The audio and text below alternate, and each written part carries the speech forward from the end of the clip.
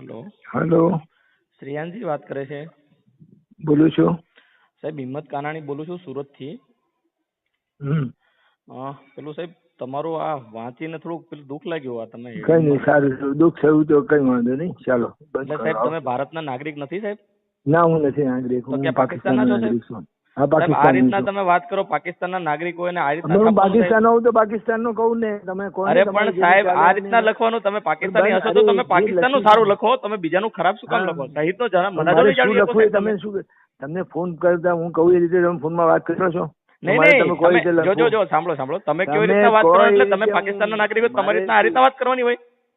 મારે જે રીતે તમારે આ રીતે વાત કરવાની, તમને મારે સદા છો મને ફોન કર્યો, મેં તમને કહું છું તમને ફોન કરો. અરે ભાઈ ભારતના નાગરિક છો, લોકશાહીનો ચોથો સ્તંભ છે તમારો, તમે આ રીતના વાત કરો એટલે જવાનો શહીદ થયા એની વિશે તમે આવું લખો સાહેબ?